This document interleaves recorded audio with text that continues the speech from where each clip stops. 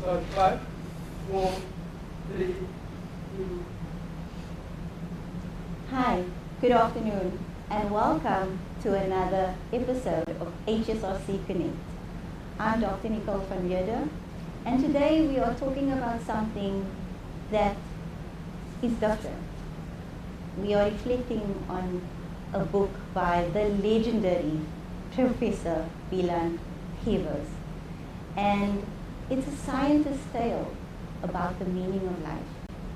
So I'm very excited for today's HSRC Connect, and I'm really excited to speak about a legend of a life and someone that has had immense impact in the area of science and also now philosophy.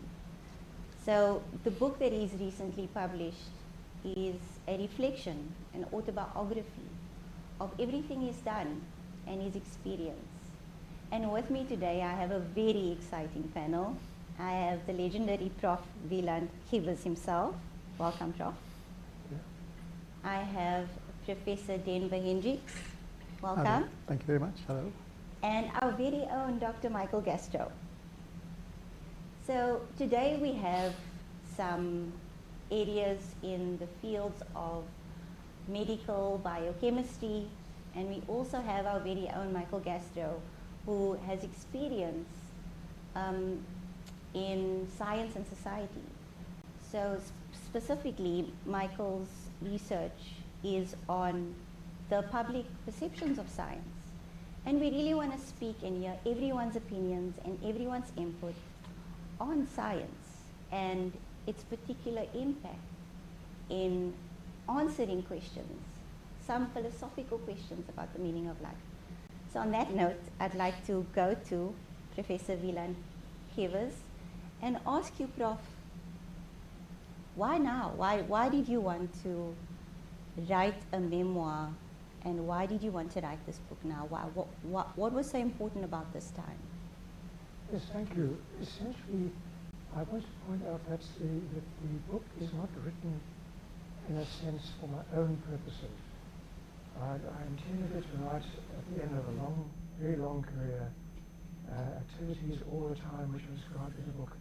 I wanted to write in order to be able to reach out to others who may be in earlier phases of their careers and who may want to reflect on what it means to live and to try to set out to achieve goals and essentially make sense of the world in relation to yourself, but also in relation to others and society in general. So if I can just start literally with myself at now 87, but as a small child. That's what I don't say in the book is that I had an exceptionally vivid imagination and fantasized a great deal. And one of the things that conclusions I came to at a very young age was that there was this self in me which was able to examine my surroundings and examine my position in the surroundings and examine what others were thinking, what's now called theory of mind and so on, all included in that. And so from early on I developed the habit of continually placing what I was doing in the context of the world and of other people, and of setting out to discover what I could do. And it's important that is what I set out to do. Now, one doesn't know at an early age what you can do. And of course I was lucky that I was born into a German South African family and there's a middle class German tradition which is called Bildung, and the word means the cultivation of yourself in terms of everything that you can know and everything that you can, all the skills you can acquire and all the things that you are able to do creatively. And so therefore that was an idea that I had from an early age, that is what I should be doing, is exploring what I can do in my life. So just to come to your question now, so the book is a series of events in my life. Each time I'm reaching out to learn something new, each time to explore a different world. And so unlike some people whose lives are smooth from beginning to end, predictable and in the same place, etc., I got into all kinds of different situations, all kinds of new situations, which I'd start almost at the bottom and see what I could make of it and what I could learn and what I could do and what I could contribute. And so I felt that it's important to put this down, to capture it in much more detail, of course, than I'm now able to do, but nevertheless to try to see whether others would be able to get some inspiration from that, some kind of inspiration that you mustn't be scared of testing yourself against the world and seeing maybe you're much better than you think you are. And that I can attest to and I can appreciate as a very new, early emerging scholar. There is a lot of insight that can be learned from you reflecting on years and years of being a scientist.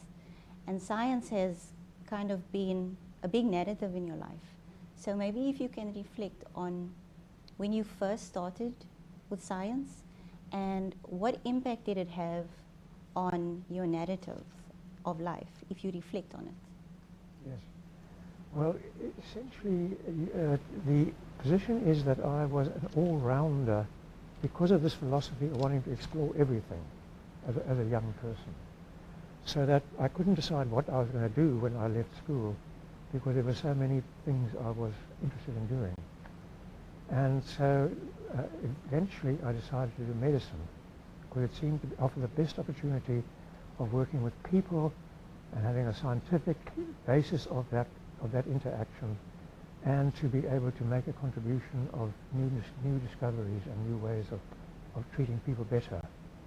So in the course of my medical studies, I actually enjoyed particularly the way in which certain lecturers were able to show that there was a scientific logic to what they discovered was wrong with a patient, and there was a scientific logic in how the patient should be treated and what treatments were available and what treatments might be available if one had some other knowledge.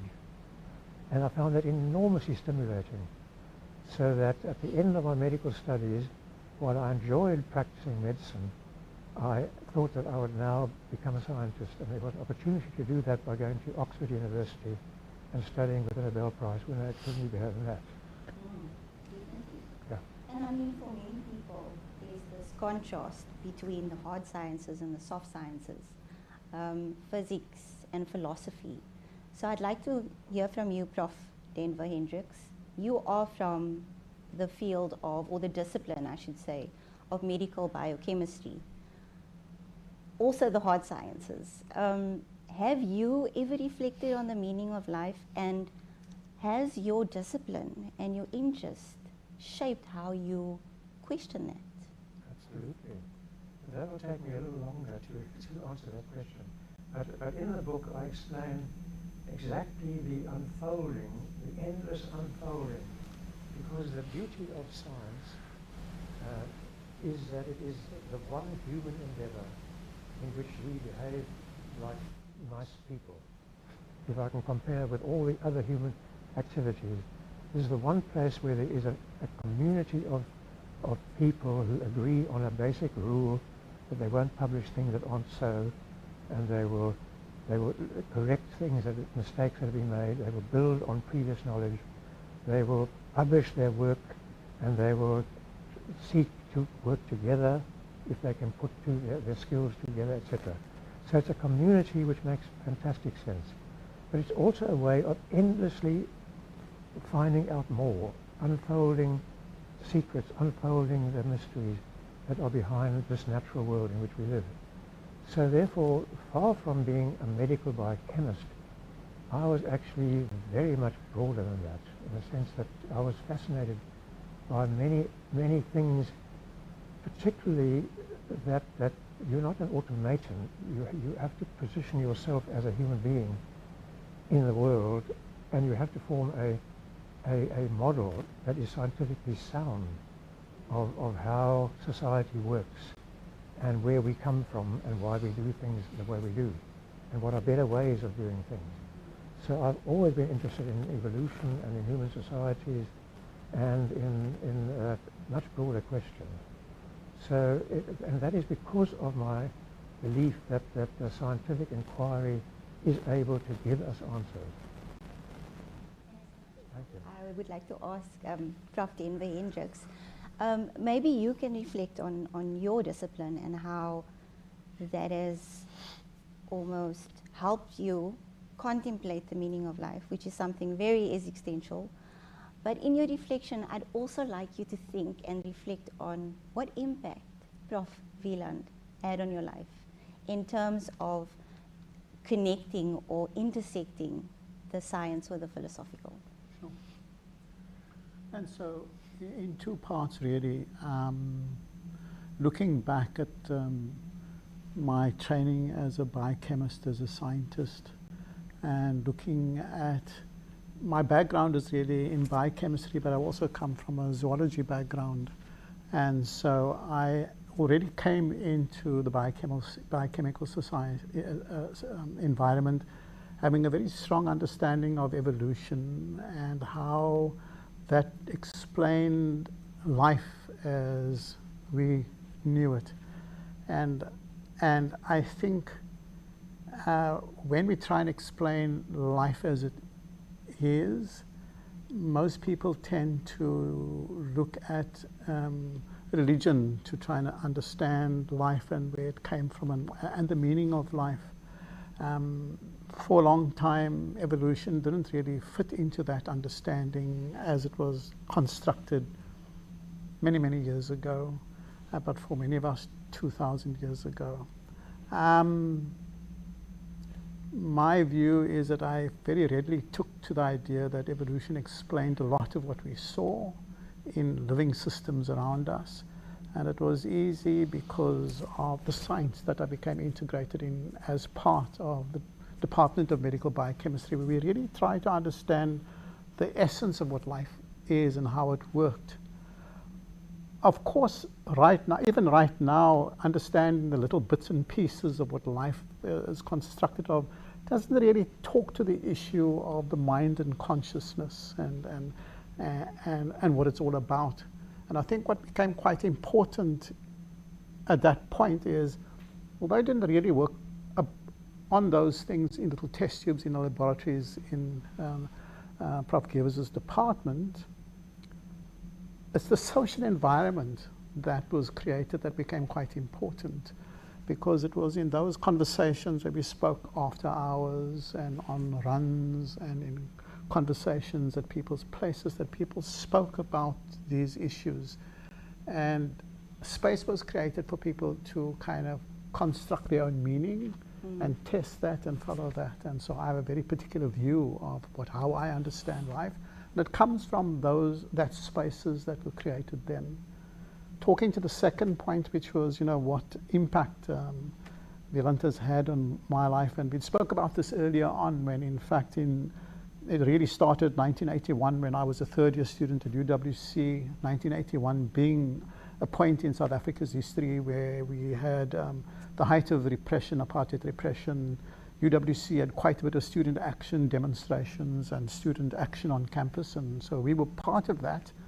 And it's then I contemplated doing the next phase, entering the next phase of my life, because I was completing my third year and looking to see whether I'd actually follow a career as a zoologist, because my one major was zoology and I was quite enthusiastic about zoology, as Wieland would know, but I was also equally enthusiastic about biochemistry. And my third year lecturer at that point was in fact a graduate from Wieland's department, Arlene Smith. She taught me in third year and she made the biochemistry very exciting, encouraged me to visit Wieland's department, and when I visited him, he was adamant that I will pass my third year and that I would come and do honors with him in 1982, which is what I did do. I finished my BSc and then joined the medical biochemistry honors program. And at that point, the honors program was held in our coffee room, our tea room, around a long table. And there were 12, 13, 14 of us sitting around the table with Wieland at the head of the table. And we were from UCT biochemistry, Stellenbosch biochemistry, Wits, Free State, and UWC. Very, very unsettling. I was completely uncertain of whether I would be able to manage. But the kind of space that Wieland created then was one where he cared immensely for his students. And I immediately felt that even though, this was my thinking, of course, and that's not what he said, but even though I came from UWC, I had a contribution to make because the nature of the biochemistry that were taught there was different from what was being taught at UCT and WITS. And so I could talk to the strengths of where I came from, and it kind of gave me confidence, and it made me feel that this place was my home. I stayed there for a long time. Most of those grey hairs on Wieland's head is because of our class. We gave him a bit of a hard time. And I finished the honours, did masters and PhD in the department, and I had a wonderful time. And so the way Wieland taught, the Socratic approach, where he kind of expected us to read fairly difficult papers and ask teasing questions going around the table, kind of forced us to come out of our shell and answer questions and become part of a discussion. That really had a huge impact on the way I saw what teaching was about and how I taught afterwards. And that stayed with me forever. And maybe just, I'm not quite sure if you know of Wieland, but the director of research at UCT, Linda Mtwisha, I'm pretty sure you may have met already. So she came up to me about 3 or 4 years ago when she just joined UCT. She came to me and says, "Hey, Denver, do you remember me?" And I'd in fact taught her in her second and third at UWC. And she says, "You know, you had such a huge impact, well, on her life and the way you taught." And she said, "I completely piqued her interest in research and science, and this is why she decided to go and do masters and PhDs." So it's the Wieland's impact. Well, just to add, there's a photograph in the book of me teaching the honours class with Denver in the picture. But you know, there's something very interesting that you mentioned that I actually just I want you to elaborate on. So oftentimes we think that there is this divide between the natural and the social sciences. But what you're saying is that magic happens and impact is created when those two worlds converge. Because you were talking about the spaces that Wieland created, which wasn't all just about science, science, science. There were places for you to engage, to talk, and I think that's something really important that we need to think about, and how artificial the boundary between the natural and social sciences are. Oh, absolutely. Definitely. So, Michael, I'd love to hear from you, from your perspective and from your discipline, particularly in science, how that has maybe brought you to question on the meaning and the purpose of life. Yeah, thanks, Nicole. It's been a pleasure hearing about Wieland's impact in the world of science. And it's an interesting discussion where you bring together philosophical ideas and ideas about science, which is based on a method. And, you know, it's something that's explored a lot, I think, the philosophy of science, and real attempts to unpack the meaning side, the conceptual side of what is meaning in principle. I think that's a deep area of thought and philosophy. But in science, the meaning is achieved through the production of some form of new knowledge in most cases, and then that knowledge has some kind of impact in the world, whatever it is, whether it's a new medicine or whether it's something else. It has changes often through tech, but not always. And I guess then the question becomes how do these things articulate? How do your values, your principles, your goals, your beliefs, your own desires for yourself and for the world, how do those line up with the knowledge that's being produced and the impact that you're having in the world? That's the kind of nexus, and I think is evidently the case for Wieland, and is certainly an aspiration for most scientists, I think, is to get those things in a nexus where the knowledge you're producing and the impact that you're having is really positive according to your principles, according to what it is that you want to do in the world. And I think that's it's a very powerful space to be in if those things are aligned, and it can give you individual meaning and social meaning at the same time. And of course that varies a lot across different disciplines and has its own limitations. So I think maybe at some point in your life, those two worlds will converge.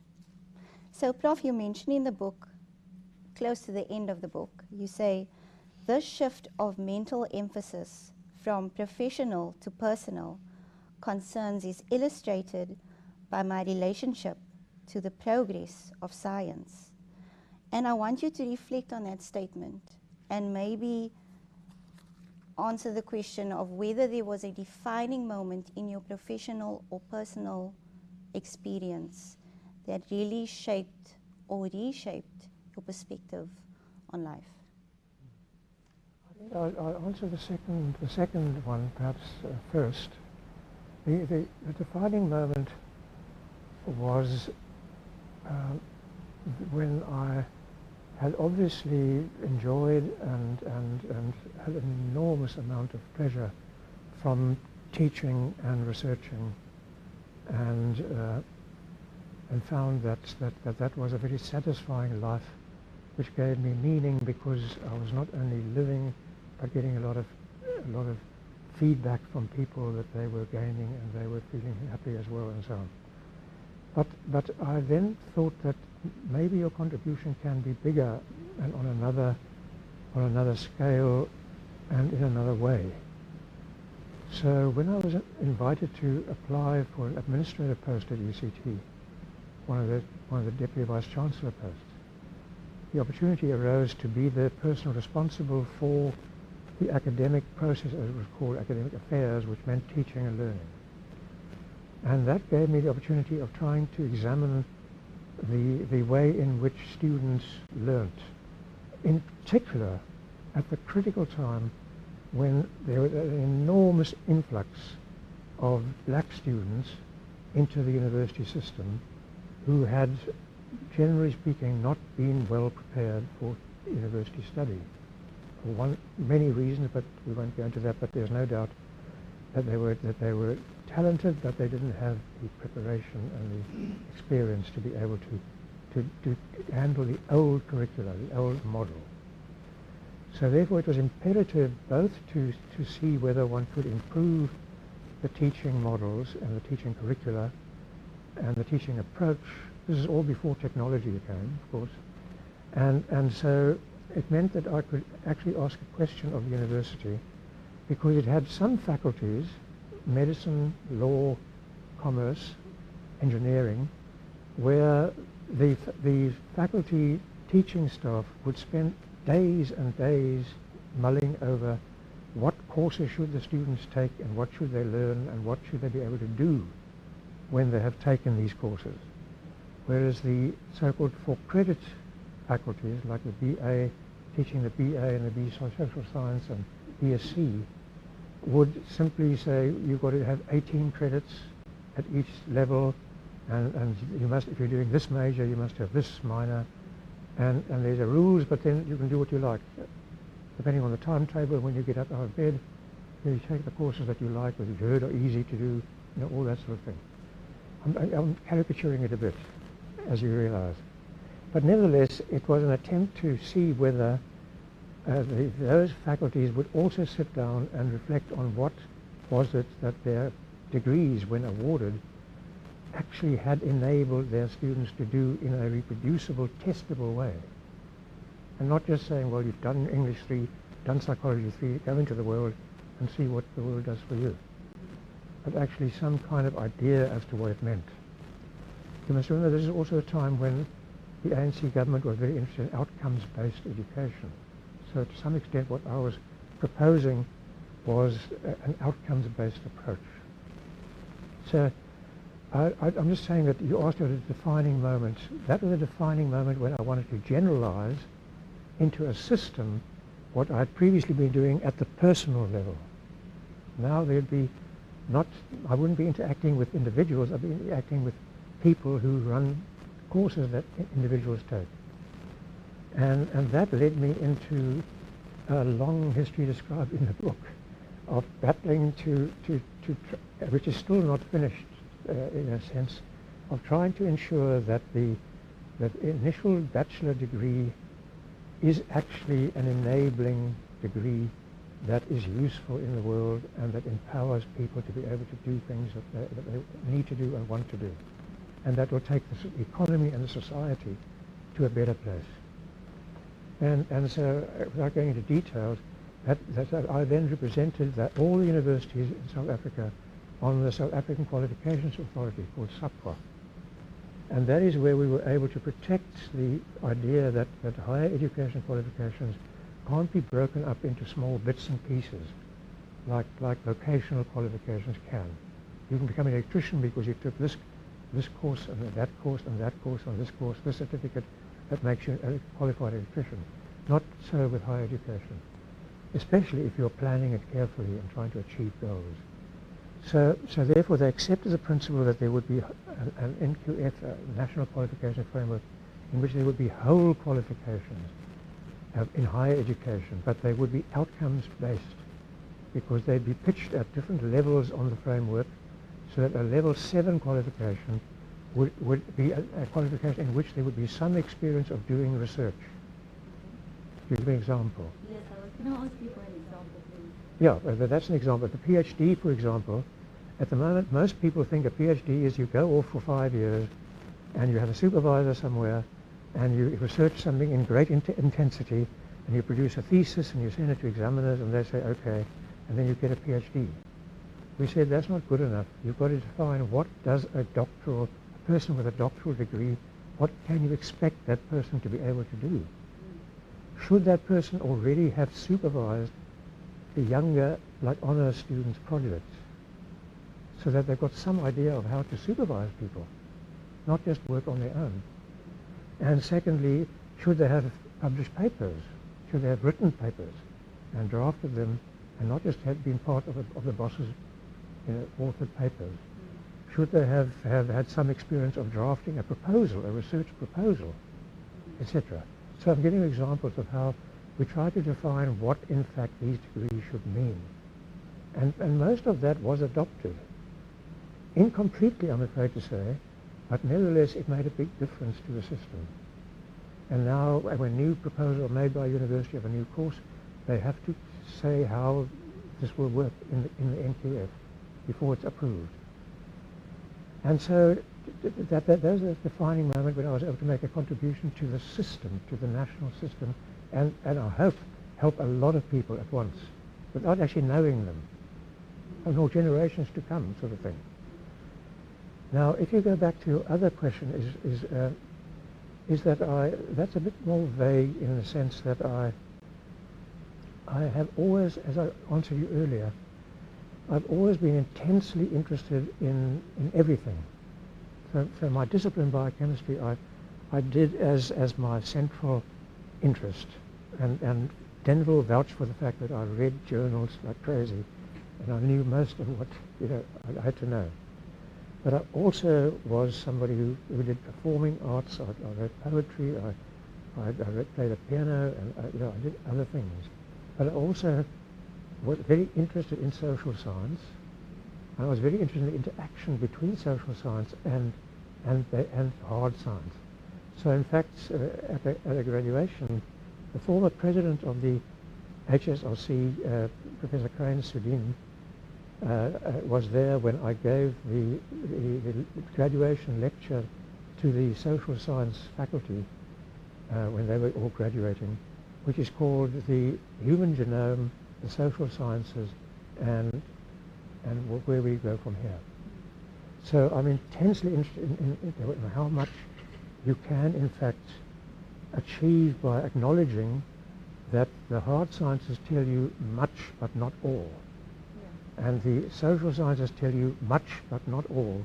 And they need each other in order to be able to sort out reality.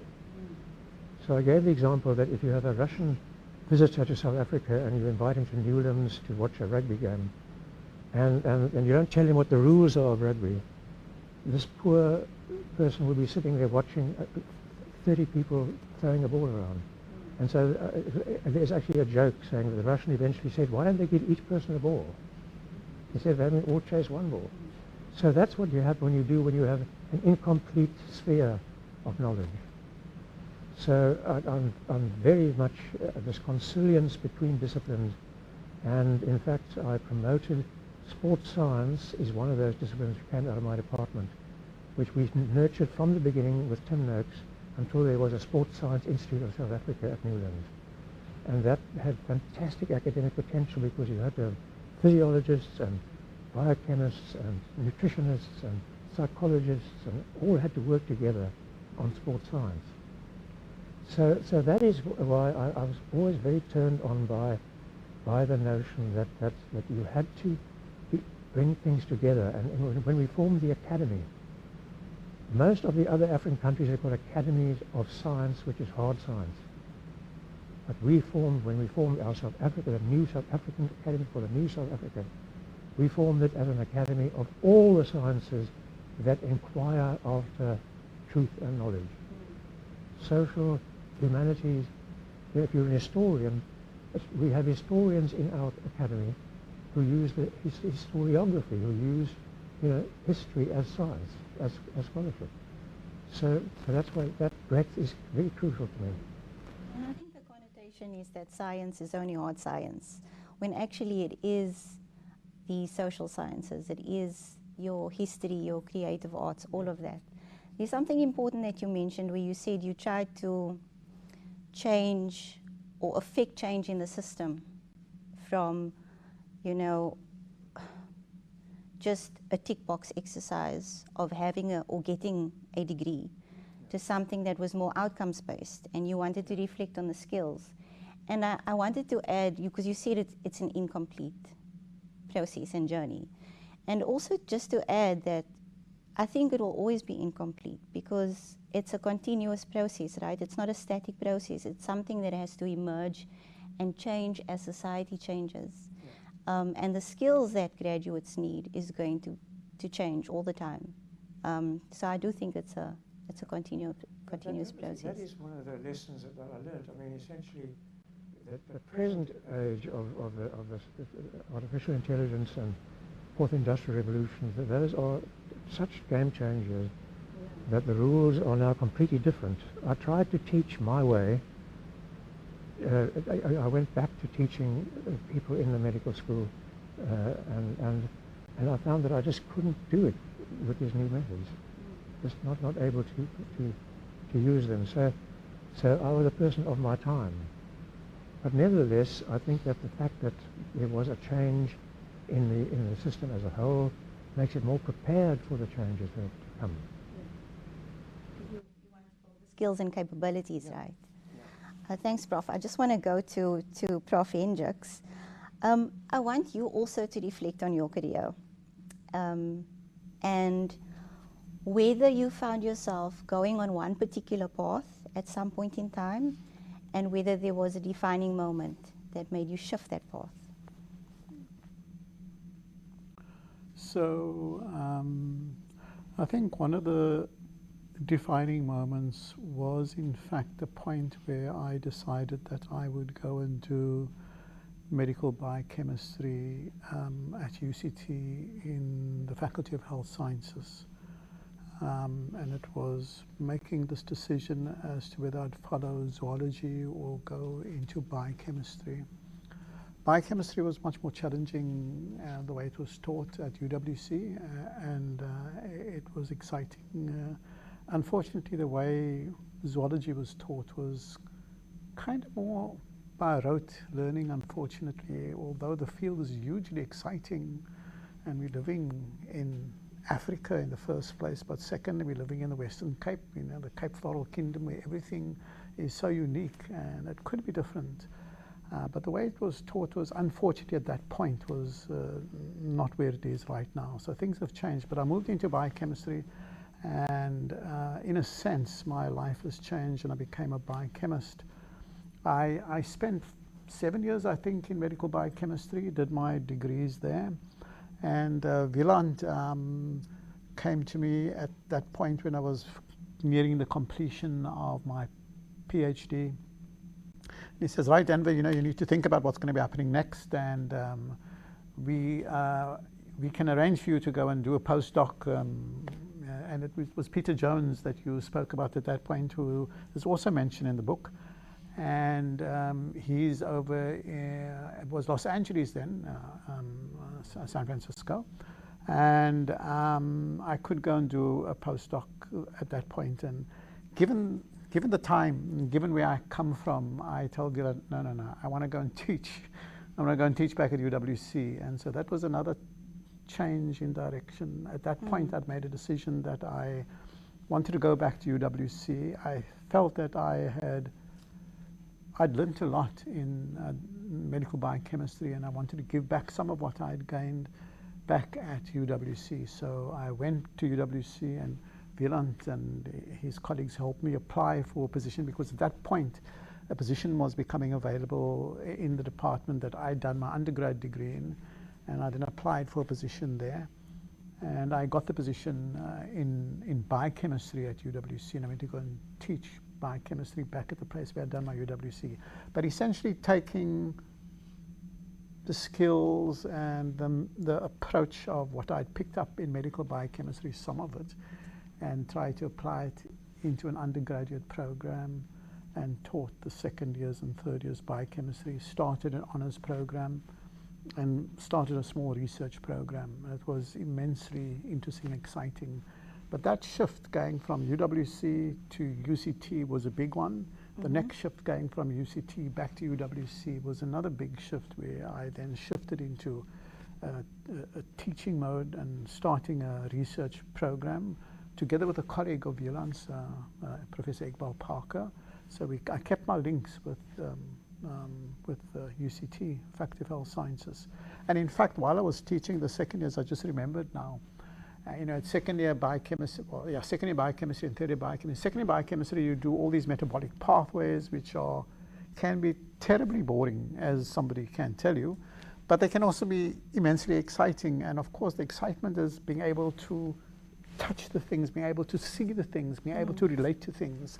And I had somebody at UCT who'd worked with a person who had discovered one of those metabolic pathways. That was a Krebs cycle. Wieland's a PhD supervisor. And so when we were teaching those pathways, I then invited Wieland to come over and speak about his work with Sir Hans Krebs in Oxford and talk a bit about it. And those things then just become a bit more tangible and a bit more real. And so I was very lucky in a sense in having access. And in fact, Wieland was quite busy at that period, but he came all the way from UCT, came down to UWC, came to my class and came with a little manometer, glass bottles, and showed the students how people went about defining these pathways, which look unchanging in a textbook, but in fact were a research explored. And at some point, often still there's a bit of uncertainty about things, because unfortunately the way we teach things, sometimes we tend to teach things as the gospel, unchanging, never changing, whereas in fact things are always changing and things are always evolving as we define new technologies, as we better refine our questions. And so there have been many changes. I mean, after 7 years teaching at UWC, I kind of felt that I didn't want to be at UWC just because I couldn't be elsewhere. So I decided that I would then go and explore the possibility of doing some research at in the USA. Went around, took a bit of leave, traveled around, looked for money, managed to find some money at the NIH, and I went to go and spend 5 years at the NIH working in a laboratory doing cancer research. I think it may be a bit more difficult to find that kind of money now, given Trump's influence. But at that point, it was not too difficult to go in and speak to people on a basis of having personal interaction, being able to find some money, work in a research lab at the NIH, and then come back, and at that point, coming back to UCT. And so, there have been a number of shifts and changes in my life, which did require one to think very differently. In a sense, some of that, in a small way, reflected some of the bigger changes that Wieland spoke about in his book.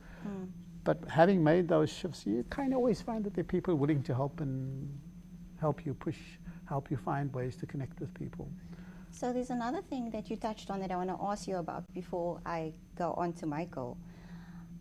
I want you to reflect on your teaching and how your time with Prof. Wieland shaped your teaching philosophy. Yeah.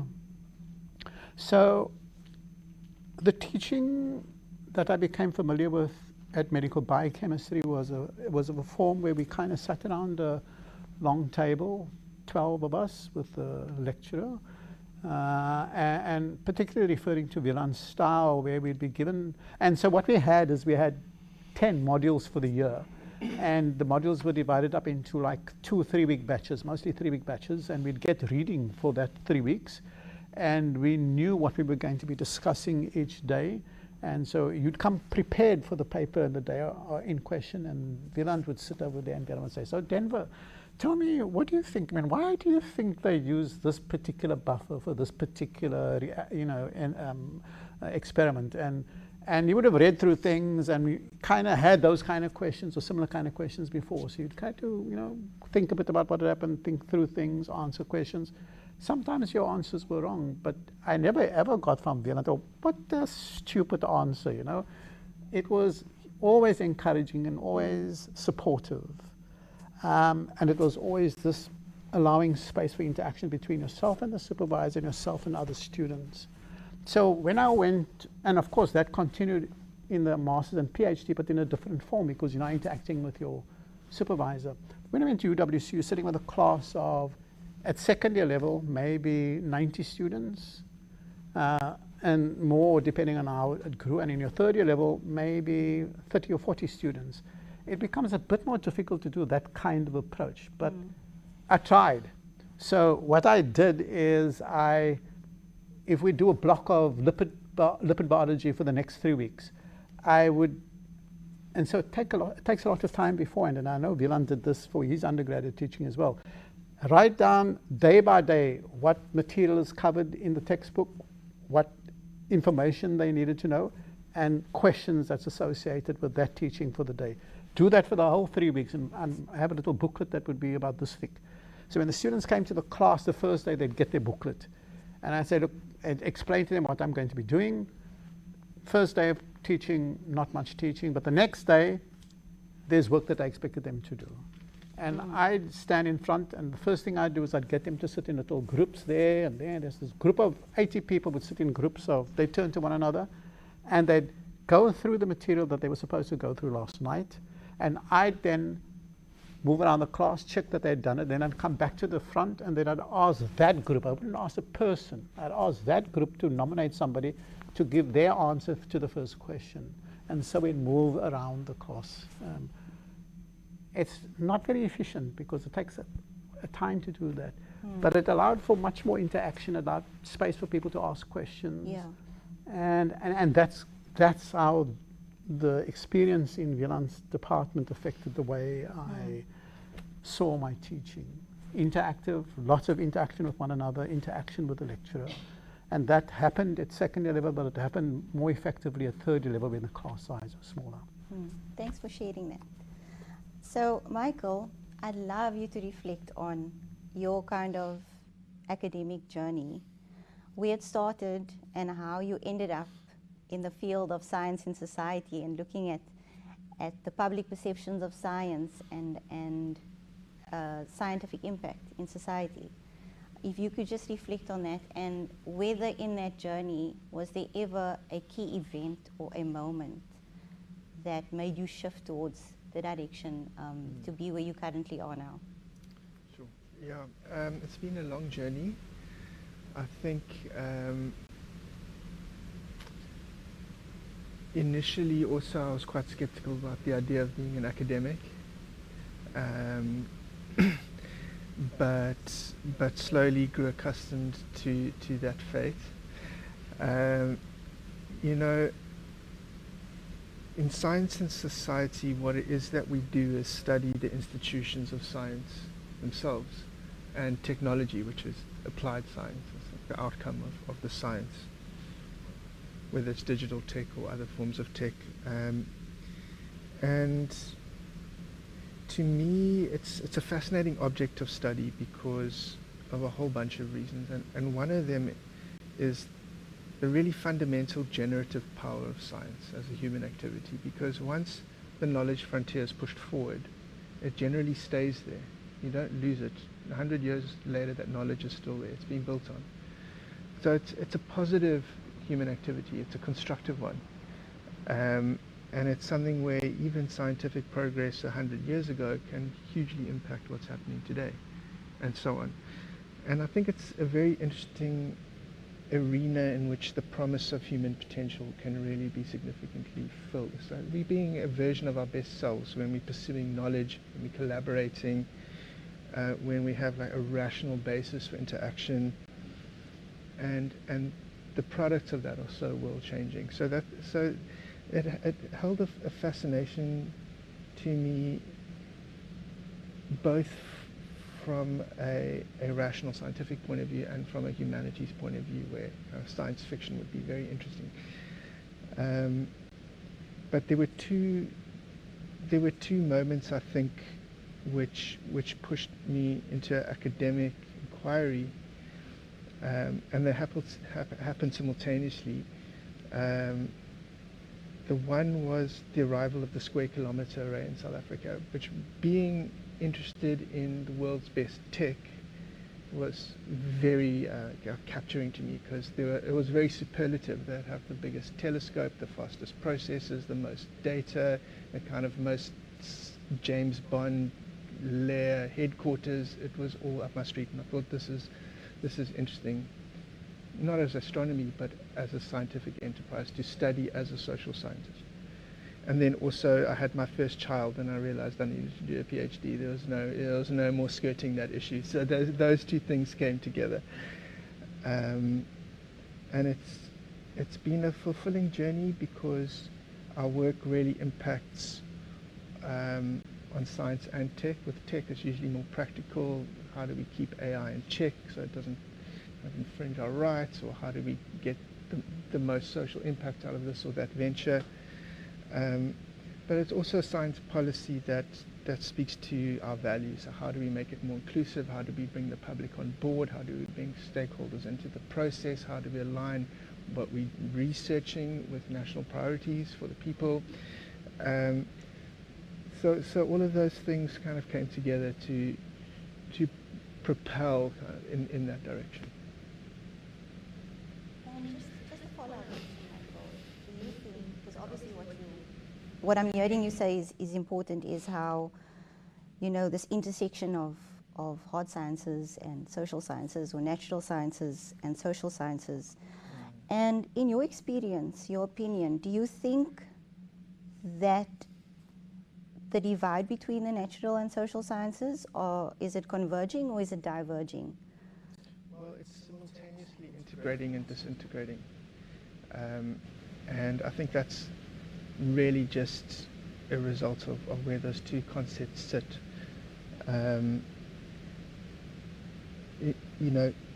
Epistemologically, in terms of where the knowledge comes from. And that's where the interesting boundary is, because science asserts kind of objective knowledge on the basis of like a rational experimental method, and it can tell us a lot about the outer world, the composition of molecules, the effects of medicine, the orbits of planets. It can do all of those things, but it confronts real limitations when it comes to what it can tell us about our internal world.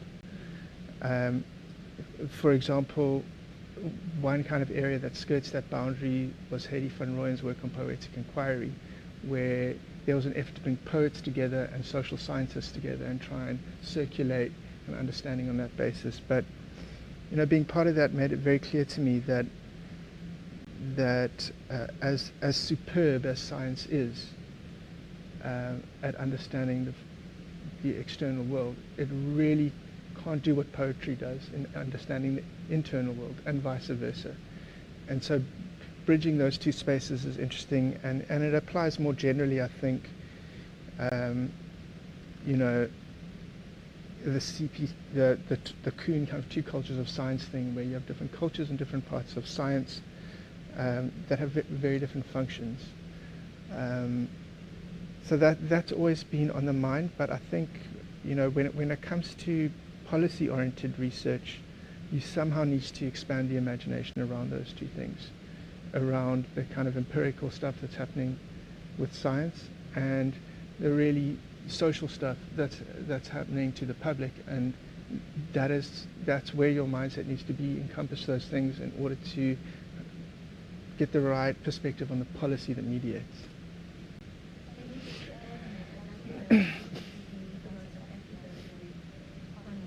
Divergence. Sure. I mean, Just briefly, because I know you touched on the policy aspect of it as well. yeah, I think there's a couple of interesting things about South Africa. The one I think is historical context, and the one is kind of epistemological variance, as it were. And the historical context in all our work, in all the science policy work, in the text policy work, there's always upfront an effort to address the past. And we have to address inequality, we have to address the digital divide, we have to address issues of women and girls in STEM, we have to address demographic kind of inequalities across the board, we have to build capabilities, and that's all socially contextualized science policy. And that's really critical. For example, engaged research, communication to various parts of the public. But there's also an epistemological level which is really fascinating, in which it's really an imperative for us to recognize and support and learn from and codify indigenous knowledge, which is distinct from scientific knowledge. Indigenous knowledge doesn't arrive out of the application of the scientific method, doesn't make the same claims to knowledge, but in South Africa's cultural context, we absolutely have to engage with it both as a de facto, first point of call from a medical point of view for a lot of people, and also as a valid way of producing knowledge through different means.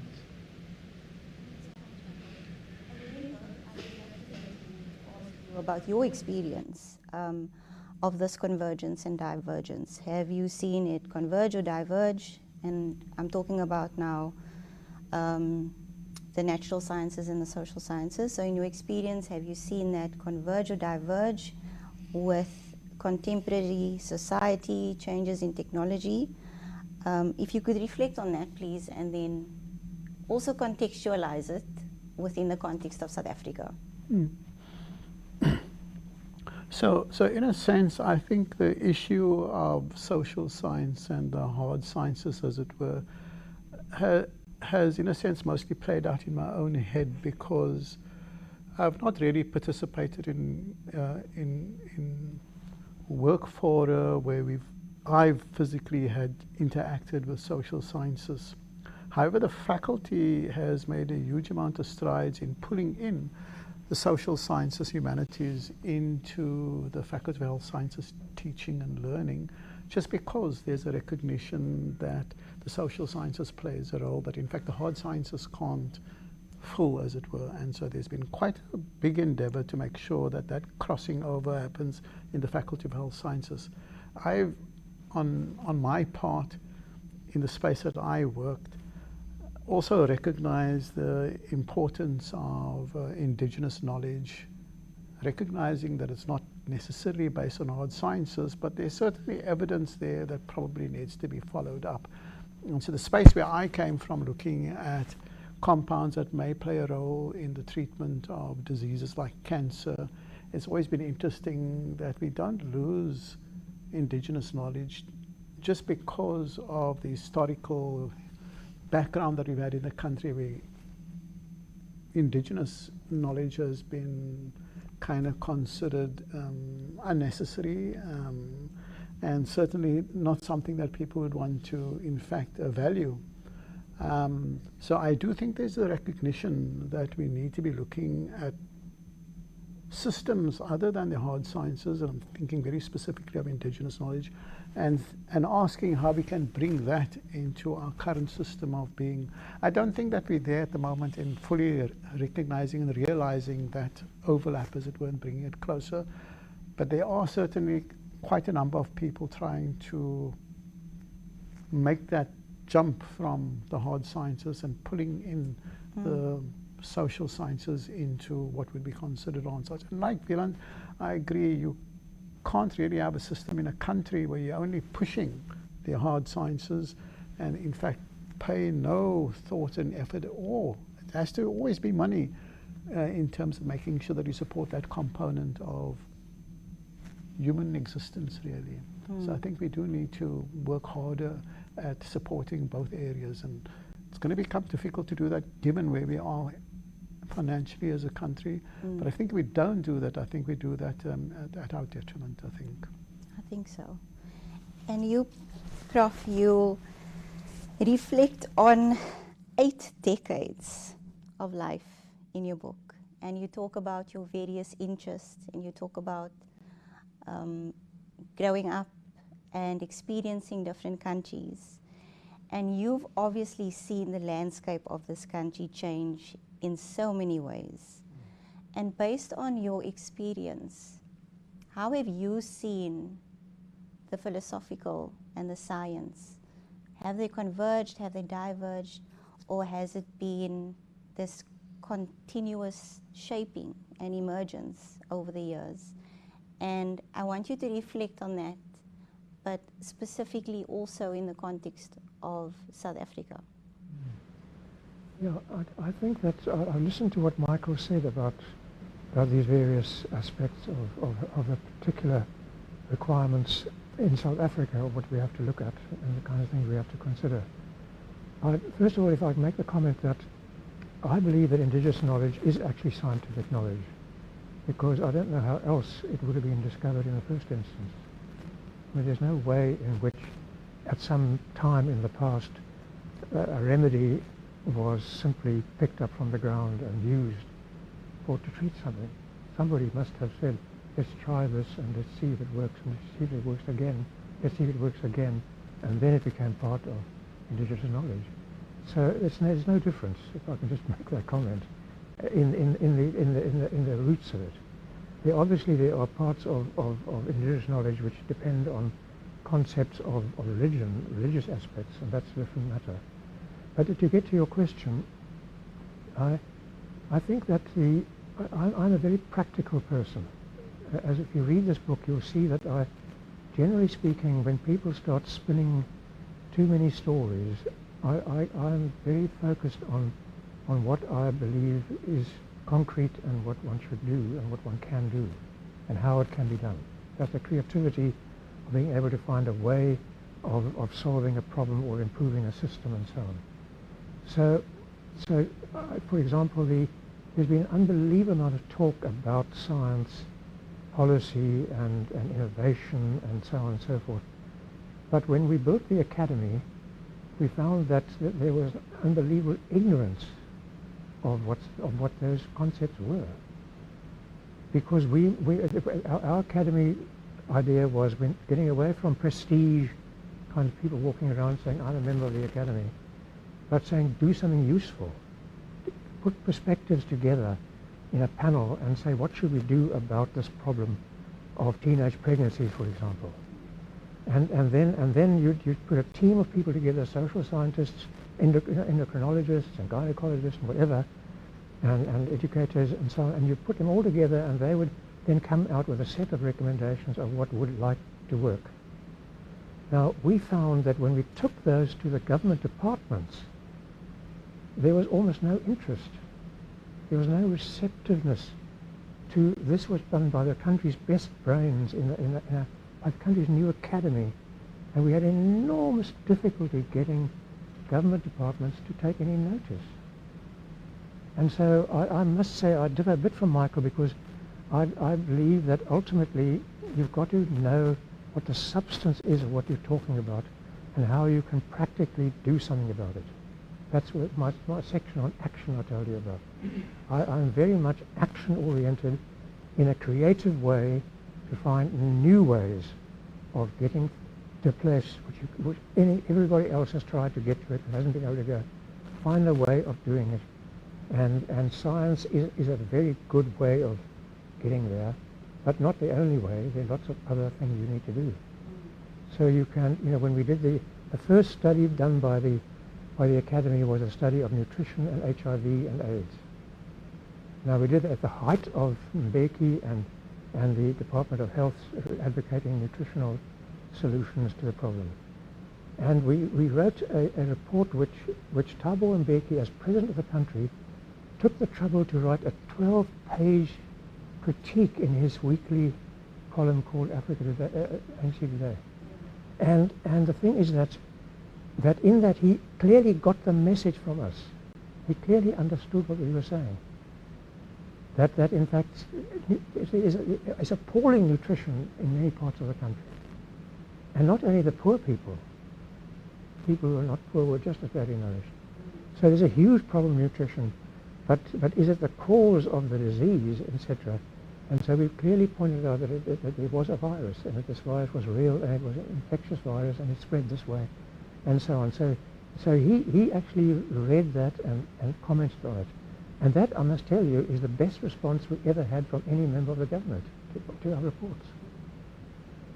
So I'm washing a bit of dirty linen in public here, because I believe it is time that we actually got down to the point of that it's a question of how do you tackle the problems of the country in a practical way, using the tools that are tried and trusted, and being creative about finding new ways, and putting the best minds together, cross-disciplines, putting them in a room and saying, sort it out, find a way, and let's give it resources and let's try it. So that's why I think that's why you'll see that the fact that in each one of my endeavors, it was designed to do something and to get it right, to have an effect, and not just to talk. Thanks so much, Prof. There's so much gravity to what you're saying, and I hope that our listeners are really listening to what you're saying and they're inspired about what you're saying. Unfortunately, we have come to the end of our Connect, so I want to thank each and every one of you for your inputs, for your comments, for being here. It was a very insightful conversation. And Prof, to you, congratulations on this book, this memoir. It's an amazing read, and I hope it will inspire emerging and senior researchers alike. So just in closing, I would like to read one of the lines from Prof's book. It's right at the end on page 301. He says, "That's what it's all about then, making your life in the face of chance and accident, loving to the fullest extent possible, and through your agency, positively affecting the lives of talented others, while leaving the world a slightly better place than you found it." Thank you for joining us. I hope you enjoyed that. And next time, you'll see us on HSRC Connect, helping you navigate African realities. Thank you so much.